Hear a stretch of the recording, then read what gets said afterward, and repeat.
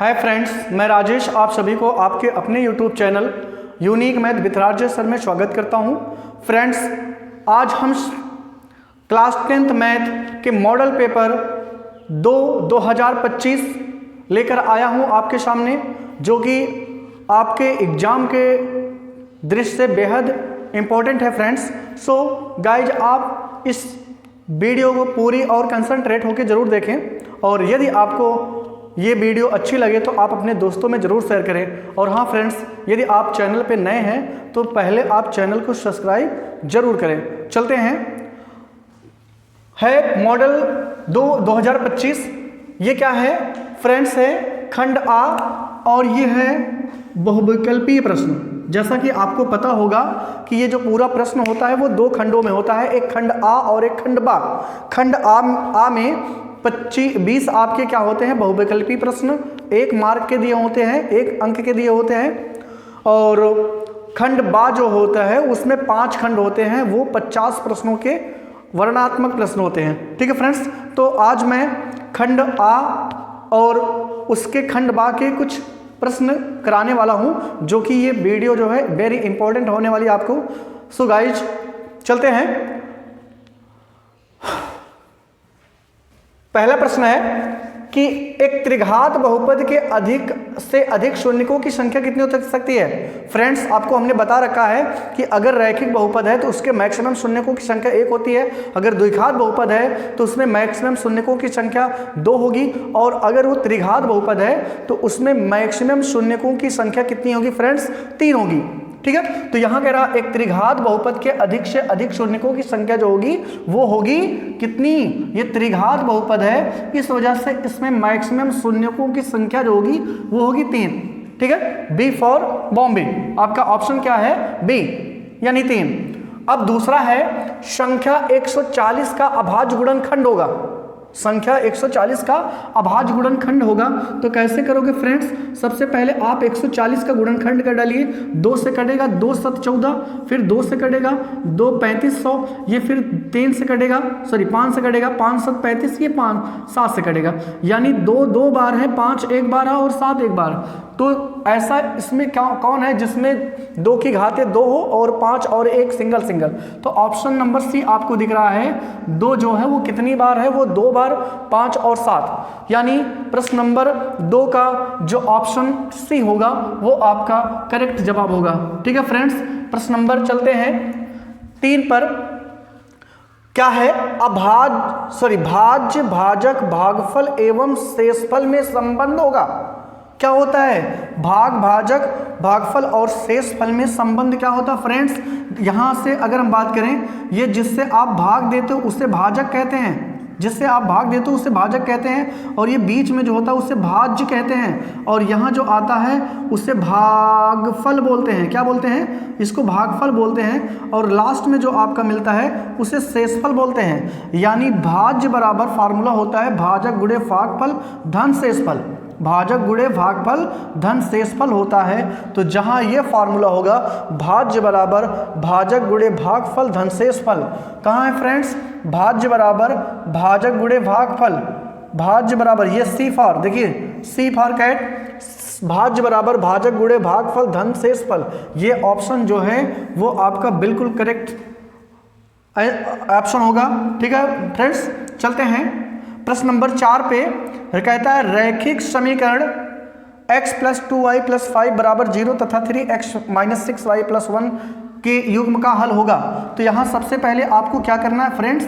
दोनों में आपको क्या करना है? इसके गुणांकों के तुलना कर लीजिए। a1 बटे a2 निकालेंगे तो यहाँ से a1 बटे a1, a2 क्या हो जाएगा? a1 तो हो जाएगा 1 और a2 का मान हो जाएगा -3, यानी a1 बटे a2 का मान आ गया 1 बटे -3। और b1 b2 की बात करें तो b1 का मान कितना है? 2, और यहाँ कितना है? -3, यानी 2 बटे -3, तो ये कितना हो जाएगा? -1 बटे 3। और बात करें c1 बटे c2 की बात करें तो इसमें क्या होगा? ये हो जाएगा 5 बटे 1, यानी क्या है? इसमें ये 2 है, ये 2 तो बराबर है, लेकिन तीसरा वाला बराबर नहीं है। इसमें जो तीसरा वाला है a1/a2 बराबर b1/b2 है, but does not equal to c1/c2। इसका मतलब है कि ये रेखाएं कैसी हैं, ये रेखाएं हैं आपकी समांतर, और समांतर रेखाओं का कोई हल नहीं होता है। तो इसका मतलब है इसका ऑप्शन कहाँ जाएगा, डी पर जाएगा, इनमें से कोई नहीं है। ठीक है फ्रेंड्स, चलते हैं आगे।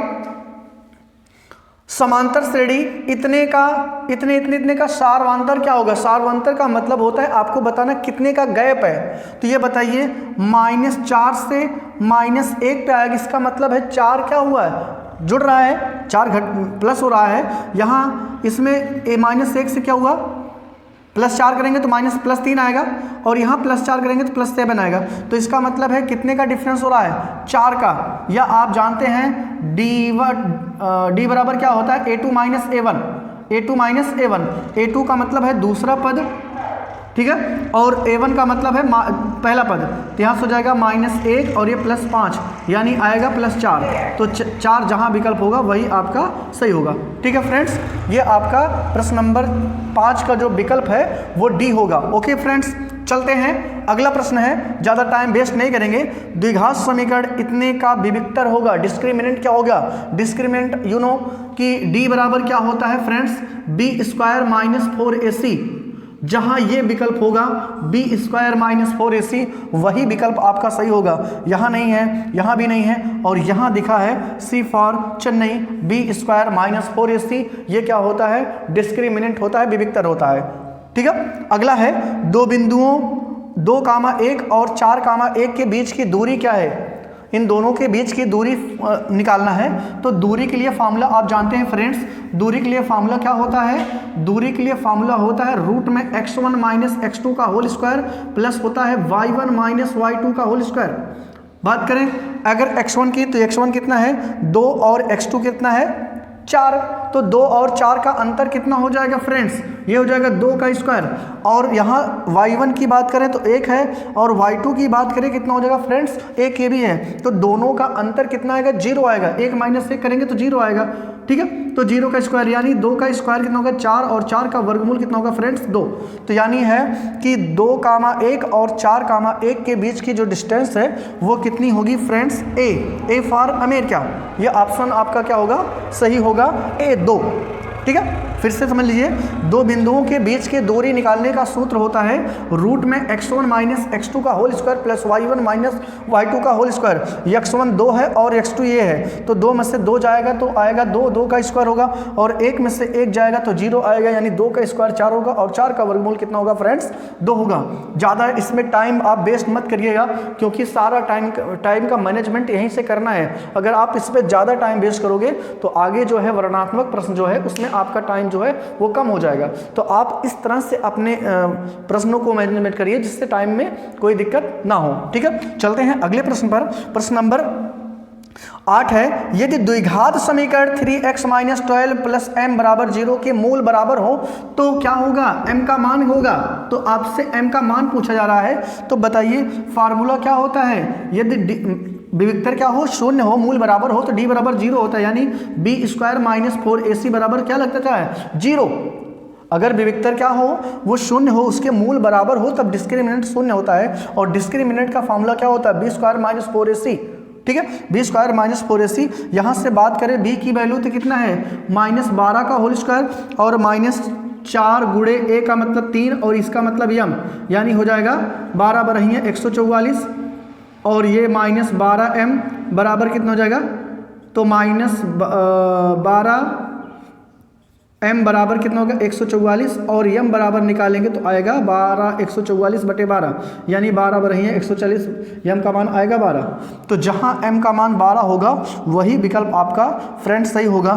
तो m का मान 12 क्या आएगा फ्रेंड्स, m का मान कितना आएगा 12। ठीक है, कौन सा फॉर्मूला अप्लाई करोगे, जब विविक्तर शून्य हो, जब मूल बराबर हो तब विविक्तर उसका क्या होता है शून्य होता है, और विविक्तर का फार्मूला होता है b² - 4ac = 0। उसी पे आप रख दीजिए तो आपको m का मान मिल जाएगा। ठीक है फ्रेंड्स, आगे चलते हैं। अगला है, एक समबाहु त्रिभुज ABC की भुजाएं 2a है, यानी एक समबाहु त्रिभुज है जिसकी भुजाएं कितनी है 2a है। तो आपको क्या करना है, आपको उसके शीर्षलंब की लंबाई ज्ञात करनी है। ओके, तो यहाँ सबसे पहले आप समबाहु त्रिभुज का क्या निकाल लेंगे, क्षेत्रफल निकाल लेंगे। तो इसको देखते हैं कैसे निकालेंगे। एक समबाहु त्रिभुज पहले लिखेंगे, समबाहु त्रिभुज का क्षेत्रफल क्या होगा, समबाहु त्रिभुज का क्षेत्रफल क्या होगा फ्रेंड्स, क्षेत्रफल होगा √3/4 इंटू ए स्क्वायर। यहाँ भुजा स्क्वायर होता है तो भुजा क्या है, √3/4 ए स्क्वायर मत यानी 2 का होल स्क्वायर हो जाएगा, ये हो जाएगा √3/4 इंटू हो जाएगा 4 ए स्क्वायर, यहाँ से 4 से कट जाएगा, करड़ी में 3 ए स्क्वायर आएगा। ठीक है फ्रेंड्स, अब आपको पता है कि समबाहु त्रिभुज का एक और फार्मूला होता है, यानी त्रिभुज का एक फार्मूला और होता है 1/2 आधार गुणे ऊंचाई। क्या होता है, आधार गुणे ऊंचाई होता है, तो ऊंचाई h कर लीजिए। ठीक है, शीर्षलंब यानी जिसको कहते हैं, तो 1/2 आधार का मान कितना है, ये 2a है और गुणे h का मतलब शीर्षलंब, ये 2 से 2 कट जाएगा और यहाँ से ये कट जाएगा, तो यानी h के बराबर कितना आएगा, करणी में 3a। ठीक है, फिर से एक बार समझ लीजिए, समबाहु त्रिभुज का फार्मूला क्या होता है, समबाहु त्रिभुज का क्षेत्रफल निकालने का फार्मूला होता है करणी में 3/4 गुणे भुजा स्क्वायर, और करणी में 3/4 गुणे भुजा का मान कितना आपको दे रखा है, भुजा का मान कह रहा है 2a है, तो 2a के प्लेस पे होल स्क्वायर करेंगे तो 4a स्क्वायर आ जाएगा, और यहाँ 4 से 4 कैंसिल आउट हो जाएगा, यानी समबाहु त्रिभुज का क्षेत्रफल कितना आ जाएगा, हो जाएगा करणी में 3a स्क्वायर। अब फिर एक और सूत्र होता है, त्रिभुज के क्षेत्रफल होता है 1/2 आधार गुणे ऊंचाई। आधार कितना है, 2 ही होगा, उसकी ऊंचाई वही शीर्षलंब, शीर्षलंब ही त्रिभुज की ऊंचाई होती है, तो उसको h मान लिए। यहाँ 2 से कैंसिल आउट होगा और इधर ये गुणा है, इधर आके भाग हो जाए, यानी a स्क्वायर को a और काट देगा तो क्या बचेगा 3a, यानी उसके शीर्षलंब क्या हो जाएगी फ्रेंड्स, a करड़ी में 3, यानी ये वाला सी फॉर चेन्नई, ये विकल्प आपका सही होगा फ्रेंड्स। ठीक है, प्रश्न नंबर 9 का सही विकल्प क्या होगा, a करड़ी में 3 या 3 करड़ी में ये। ओके फ्रेंड्स, चलते हैं, अगला प्रश्न नंबर 10 है, कहता है मध्यमान होगा, जो आपको सारणी दिया उसका मध्यमान क्या होगा, तो वर्गंतराल दिया है, आपको बारंबारता दिया है, तो बताओ फ्रेंड्स, अगर आपको मध्यमान निकालना हो, समांतर माध्य निकालना हो, तो क्या करते हैं आप, जो वर्गंतराल दिया है उन्हीं का आप मध्यमान निकालते हो।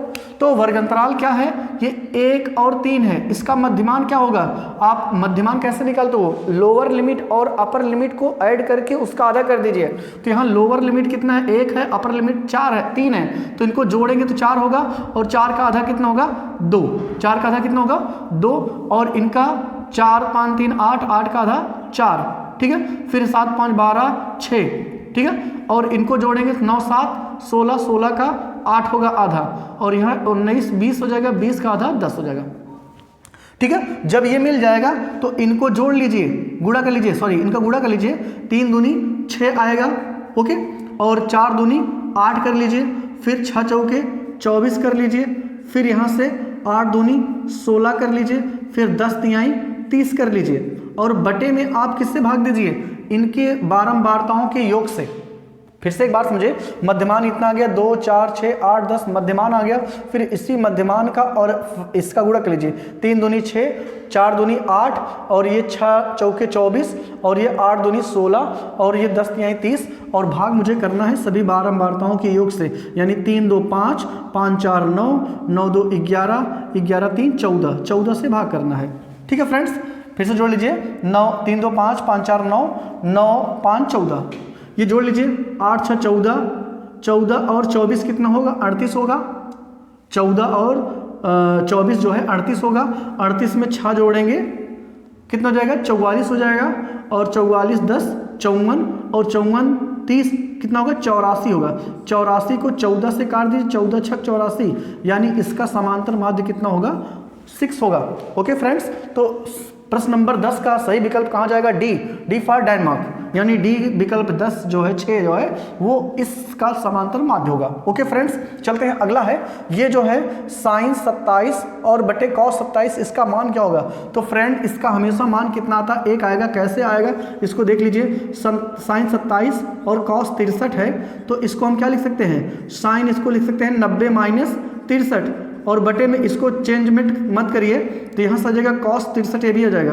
Cos 63 A B, cos 63 A B, तो इसका मान कैंसिल होके कितना आएगा, 1 आएगा। ओके फ्रेंड्स, तो इसका मान कितना होगा, ए फॉर अमेरिका, यानी ए क्वेश्चन नंबर 11 का जो सही विकल्प जाएगा वो कहाँ होगा, वो प्रश्न ए विकल्प होगा। ओके फ्रेंड्स, चलते हैं, अगला प्रश्न है, प्रश्न नंबर 12 है, कहता है यदि कॉस ए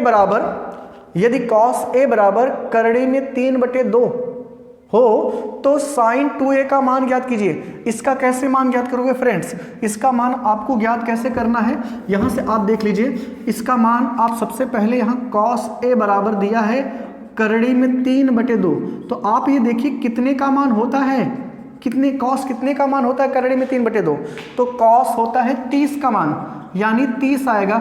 cos cos से कट जाएगा तो a बराबर कितना आएगा 30।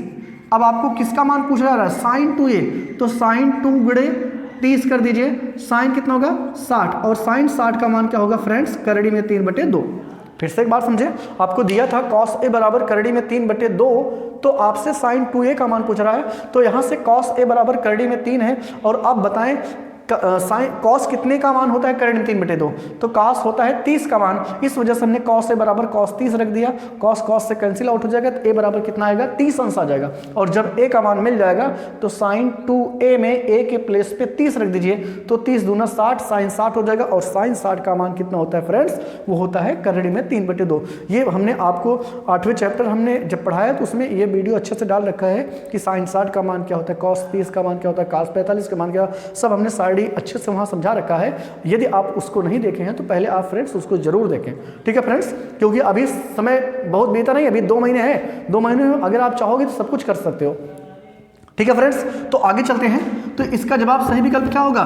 करड़ी में 3/2। इसका सही विकल्प क्या होगा? करड़ी में 3/2। चलते हैं, अगला प्रश्न है 1 + tan स्क्वायर a, यानी 1 + tan स्क्वायर a बराबर क्या होता है? sec स्क्वायर a होता है, और 1 + cot स्क्वायर यानी क्या होता है? ये cosec स्क्वायर होता है। तो cosec ऊपर जाएगा तो साइन में चेंज हो जाएगा, और sec नीचे आएगा तो cos हो जाएगा, यानी sin square a upon cos square a बराबर क्या होता है? tan square a। तो जहां tan स्क्वायर a होगा वही विकल्प आपका सही होगा, यानी डी फॉर डेल ही आपका सही विकल्प होगा, ठीक है फ्रेंड्स। चलते हैं अगले प्रश्न पर। अगला प्रश्न है साइन 2a बराबर 2 sin a, ये सत्य होगा कब? जब साइन 30 का मान, जो a का मान है 0 अंश हो, या 30 का मान हो, या 45 हो, या 60 हो, तो कब ये सही होगा? तो यानी अगर 0 रखेंगे तो साइन 0 का मान 0 हो जाएगा, यहाँ भी 0 हो जाएगा, तो फिलहाल ये सही है। अगर हम साइन 0 रखेंगे तो 0 हो जाएगा, साइन 0 का मान 0 होता है, यहाँ भी साइन 0 हो जाएगा, 0 हो जाएगा, पूरा 0 हो जाएगा, ये वाला ऑप्शन सही है, ठीक है। नहीं तो आप रख के देख लीजिए, और कोई मान रखने पर नहीं आएगा, ठीक है फ्रेंड्स। ये आपका सही कब होगा? जब a की वैल्यू कितनी हो? 0 अंश हो, ठीक है। अगला प्रश्न है कि 22 सेंटीमीटर परिधि वाले एक वृत्त के चतुर्थांश का क्षेत्रफल ज्ञात कीजिए। 22 सेंटीमीटर एक वृत्त की परिधि है, उससे आपको क्या करना है? उसका क्षेत्रफल ज्ञात करना है। तो कैसे ज्ञात करेंगे? सबसे पहले आप परिधि के हेल्प से क्या निकालना है? परिधि के हेल्प से आप निकाल लीजिए, यहाँ फ्रेंड्स बता देते हैं। परिधि के हेल्प से पहले आप निकाल लीजिए, परिधि के हेल्प से निकाल लीजिए 2πr होता है वृत्त की परिधि, और वृत्त की परिधि कितना दिया? 22 दिया है, 2 गुणे 22/7, यानी r बराबर कितना हो जाएगा? 22। यहाँ 22 से कैंसिल आउट हो जाएगा, r बराबर निकलेगा 7/2। इधर ये भाग, इधर आके गुणा हो जाएगा, इधर गुणा, इधर भाग हो जाएगा, यानी r का मान कितना आएगा? 7/2। अब चतुर्थांश का क्षेत्रफल होता है, तो चतुर्थांश का क्षेत्रफल का मतलब है कि वृत्त के क्षेत्रफल का चौथाई, यानी वृत्त का क्षेत्रफल क्या होता है? πr², उसका बटे 4। पाई का मतलब 22/7, और r का मतलब 7 स्क्वायर, और बटे में 7 गुणे 4 गुणे फिर 4, ठीक है, ओके। तो यहाँ से क्या हो जाएगा? ये 7 से 7 कट जाएगा, और यहाँ से 2 से 2 कटेगा, 11 हो जाएगा। 11 7 77, 77/8 फ्रेंड्स, जहाँ ये विकल्प होगा वही आपका आंसर सही होगा, ठीक है। 77 बटे क्या होगा? 8। फिर से एक बार समझ लीजिए कैसे आपको करना है। सबसे पहले आपको परिधि दिया था, तो परिधि की हेल्प से पहले r निकाल लीजिए, और जब r निकल जाएगा तो हो सकता है, ये कोई जरूर नहीं कि चतुर्थांश में पूछा जाए, हो सकता है आपको वृत्त का क्षेत्रफल पूछा जा सकता है, हो सकता है आपको अर्धवृत्त का क्षेत्रफल पूछा जाए, हो सकता है चतुर्थांश। चतुर्थांश का मतलब होता है वृत्त के क्षेत्रफल का चौथाई भाग जो होता है वो चतुर्थांश होता है। तो वृत्त का क्षेत्रफल क्या होता है? πr², उसका बटे 4 कर दीजिए, चतुर्थांश हो जाएगा। पाई के स्थान पे 22/7, r के स्थान पे 7 की स्क्वायर गुणे 2 का स्क्वायर, क्योंकि r का मान 7/2 आया है तो 7/2 हो जाएगा ये, और 22/7, और ये 4 पहले से था, इसको काटेंगे तो इतना आएगा 77/8। जहां ये विकल्प सही होगा, जहां होगा वही विकल्प आपका सही होगा। तो यानी क्वेश्चन नंबर 15 का सही विकल्प कहाँ जाएगा फ्रेंड्स? वो जाएगा प्रश्न नंबर सी पर। अब अगला है कैप्सूल। एक कैप्सूल संयोजन है, यानी एक कैप्सूल जब आप बनाओगे, ये कौन से है? ये आपके हैं surface area and volume chapter से है, यानी एक कैप्सूल जो होता है वो किसका संयोजन होता है? तो कैप्सूल आप देखे होंगे दवाओं का कुछ ऐसा होता है, इस टाइप से होता है। तो कैप्सूल किसका होता है? एक बेलन और दो क्या होते हैं? अर्धगोले होते हैं। तो एक बेलन और दो अर्धगोले, फ्रेंड्स ये दो अर्धगोले, वही वाला विकल्प आपका सही हो जाएगा। यानी जो एक कैप्सूल होता है वो किसका संयोजन होता है फ्रेंड्स? एक बेलन और दो अर्धगोलों का संयोजन होता है। ठीक है फ्रेंड्स, तो ये अच्छे से समझ में आया। चलते हैं इसके आगे के प्रश्नों पर। चलते हैं प्रश्न नंबर 18 पे, निम्नलिखित बारंबारता सारणी का बहुलक वर्ग क्या होगा? तो बहुलक वर्ग क्या होता है फ्रेंड्स? जिसकी बारंबारता सबसे ज़्यादा होती है वही बहुलक वर्ग माना जाता है। तो फ्रीक्वेंसी सबसे ज़्यादा किसकी है? ये 19 है। इसकी फ्रीक्वेंसी ज़्यादा, इसका मतलब है 15 से 20 जो वर्ग अंतराल है वही बहुलक वर्ग होगा। यानी इसका सही विकल्प कहाँ जाएगा? बी पे। ठीक है, अगले पे चलते हैं। दो पासे को एक साथ उछालने पर दोनों पासों पर प्राप्त संख्याओं का योग 10 होने का प्रायिकता क्या होगा? अब दो पासा एक साथ फेंकेंगे तो फ्रेंड्स क्या मिलेगा? दो पासे को एक साथ फेंकने पे कुछ इस तरह से मिलेगा डाटा। कैसे मिलेगा? यहां से 1 2 3 4 5 6 यहां मिलेगा 6।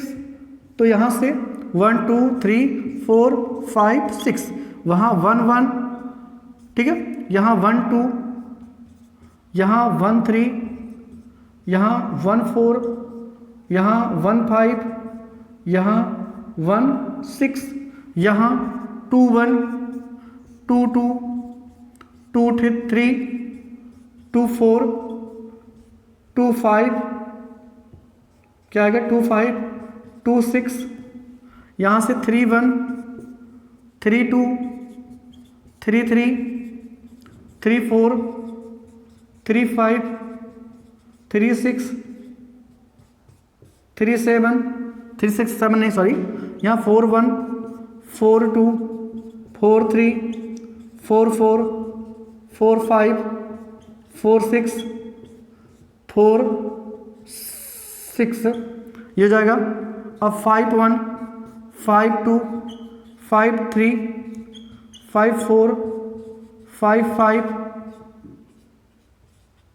5 6, यहाँ से 6 1 6 2 6 3 6 4 6 5 6 6, ये इतना होगा।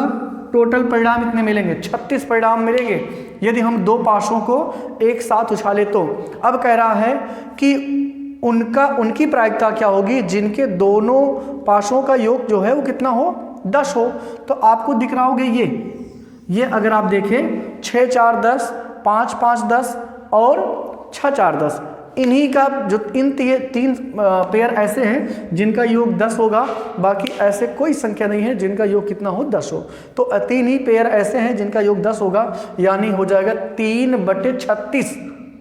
भाई 3 है और टोटल इसके कितने परिणाम है? 36 है। तो 3/36 और 3/36 को आप कैंसिल आउट करोगे तो 1 मिलेगा 12, यानी इसका सही विकल्प कहाँ जाएगा? A for America. ठीक है, आगे चलते। एक पासे को एक बार फेंकने पर सम संख्या प्राप्त करने की प्रायिकता क्या होगी? अगर एक पासे को एक बार फेंकेंगे तो आपको क्या मिलेगा? 1 2 3 4 5 6 मिलेगा, यही मिलेगा। एक पासे को एक बार फेंकेंगे तो यही मिलेगा। अब इसमें बोल रहा है सम संख्या प्राप्त करने की प्रायिकता, तो सम संख्या 2 4 और 6, तो 3 सम संख्याएं होती है एक पासे में। तो ये 3 बटे कितना हो जाएगा? टोटल है 6, यानी 3/6 और इसको कैंसिल आउट करेंगे तो कितना होगा? 1/2, यानी एक पासे को एक बार फेंकने पर सम संख्या आने की प्रायिकता जो होगी 1/2 हो जाएगी। अगर विषम कहता तो विषम संख्या ये हो जाती 1 3 5, यानी ये भी 3/6 होता, उसकी प्रायिकता 1/2 ही होती। ठीक है, तो यहाँ फिलहाल पूछ रहा है सम संख्या प्राप्त करने की प्रायिकता जो है वो होगी 1/2। उम्मीद करता हूँ फ्रेंड्स ये आपको जितने भी बहुविकल्पी होगा ये आपको अच्छे तरह से जरूर समझ आया होगा। हमने इसमें जो है आपका ज़्यादा टाइम वेस्ट नहीं करा है, बहुत स्पीड से बताया है। ठीक है फ्रेंड्स, और फ्रेंड्स यदि आपको ये वीडियो अच्छी लगी हो तो आप इसको ज़रूर, और यदि आप चैनल पे नए हो तो आप पहले चैनल को सब्सक्राइब करें। ठीक है फ्रेंड्स, थैंक्स फ्रेंड्स।